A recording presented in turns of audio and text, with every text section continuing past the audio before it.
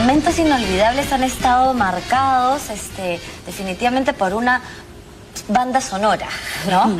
Y cada uno de estos programas tiene muchas canciones, todos han cantado muchas canciones, pero las más conocidas que, claro, uno escucha eso y dice, ¡ay, tal programa!, ¿no? Con tal conductora, de todas maneras. ¿Cuál es en tu caso, María Pía, la que tú sientes que es? Bueno, en María Pía y Timoteo creo yo, ¿no? El semáforo, que era verde, ámbar y rojo, son los colores del semáforo. Bueno, eso.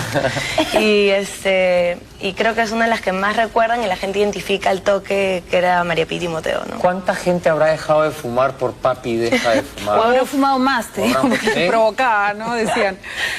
Me imagino que, espero que muchos. ¿Cuál es el himno de Nube Luz? La canción más característica. Han habido muchas canciones en Nube Luz que han marcado. Alma Latina me encantaba. Alma Latina, Papi. Yo bailaba, me acuerdo de todas. EOE, ¿no?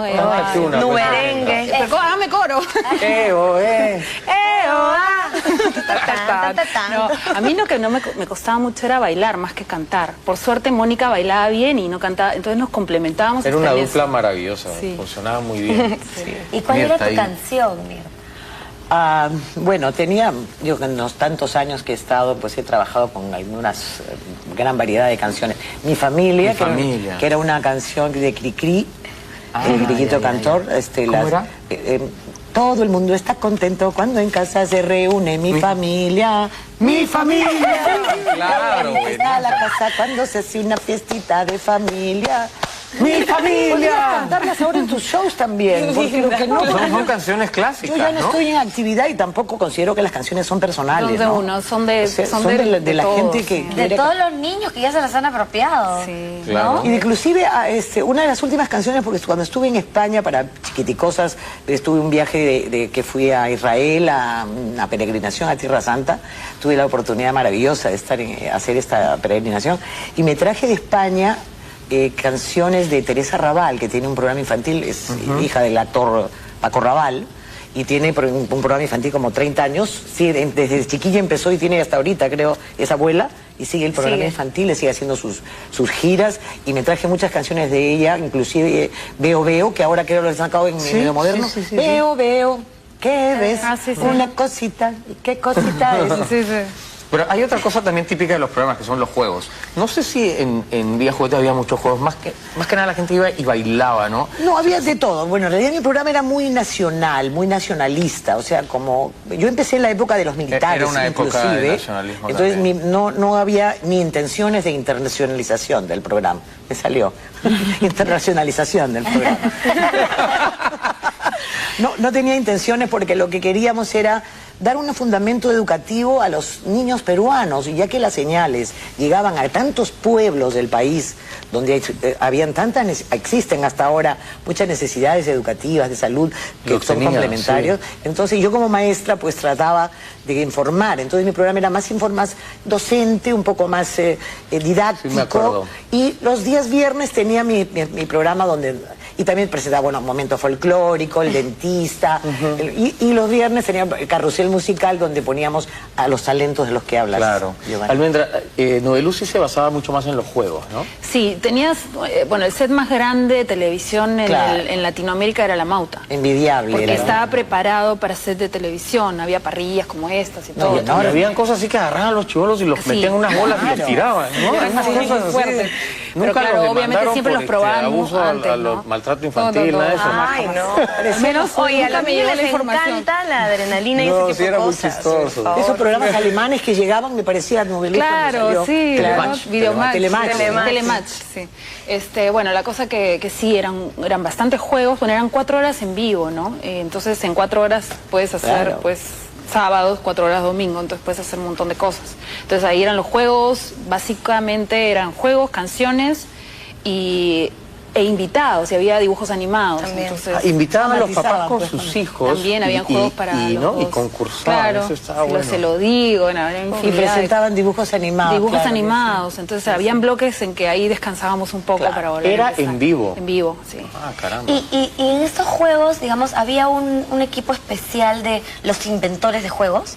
Porque además no se pueden repetir tanto tiempo. Los creativos, ¿no? Los creativos, la producción, normalmente, bueno, en Nubeluz sí había una persona específica para los juegos, pero en nuestro caso era el equipo de... Eran 120 personas de producción. Un montón de gente. Nosotros éramos 4 de producción. Había más productores que niños. Sí, te juro. Sí, Carlos Berti, en Maripiti y Timoteo no éramos tantos, ¿ah? Pero sí, el equipo de producción era el que creaba los juegos y ¿Con definitivamente... Bianca Casagrande, me parece? No, Bianca yo comencé con ella un mes. Ay, bueno, y luego algo fue Fabiola recordar Arce, mi productora. Bueno, Mariana Ramírez Villar también un tiempo. Ya. Y luego Fabiola Arce. ¿Y cuál es el juego que más te gusta de los que has hecho?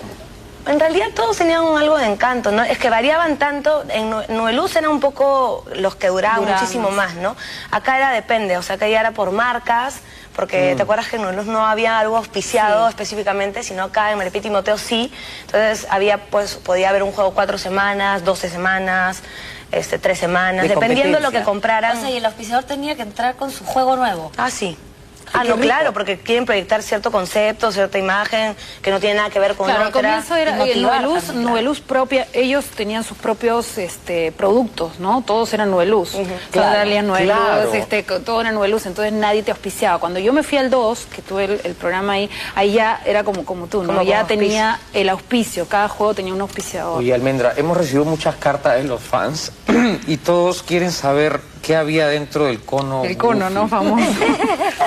Al principio había muchas cosas, después ya se fue. ¿Había algo para empezar? Sí, era como una piñata en realidad, ¿no? Donde encuentras más que nada golosinas y juegos chiquitos. Pero era una piñata es el palacio de los niños. O sea, digamos, claro. se zambullen en su cono.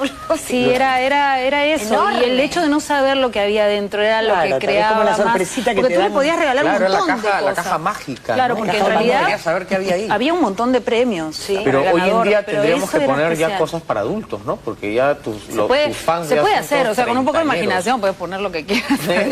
El cono de Nubeluz me hacía acordar a cuando yo era pequeña, en las fiestas infantiles no habían como los souvenirs que ahora son, que se usan. Inclusive yo les hago a mis nietos... La sorpresa. A mis nietos les hago los souvenirs en sus cumpleaños.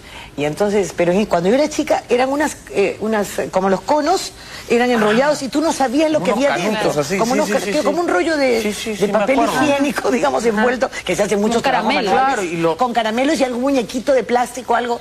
Entonces, como una piñatita. Como una sorpresita. Entonces, ahora sí se ve el regalo, el souvenir cuando haces un cumpleaños. Sí se ve, porque ahora le das un souvenir. Porque te da un regalo. Un cuadrito, Bueno, pero te da un depende, a veces te dan una juguete. cajita, pero es infaltable, eso sí. Claro, Eso el souvenir. se vea o no Pero se antes vea, era el la niño te reclama su sorpresa. Claro, mi sorpresa. Mi sorpresa. Sí, pero hay una eso cosa muy especial que tenía el programa de Almendra, que tenía todo un lenguaje, palabras creadas especialmente. Sí, había un diccionario que en realidad todo esto fue hecho por Alonso Alegría y escritores en ese momento y crearon toda esta magia. Las Dalinas eran las amigas grandes de los niños, las Cíndelas. ¿De dónde viene eran amigas la pequeñas. palabra? ¿Tienes idea? No, Dalina? esto es el idioma llamada. glúfico, porque Glufo era el personaje principal que durante muchos años no se supo quién era. Era Claro, imaginario.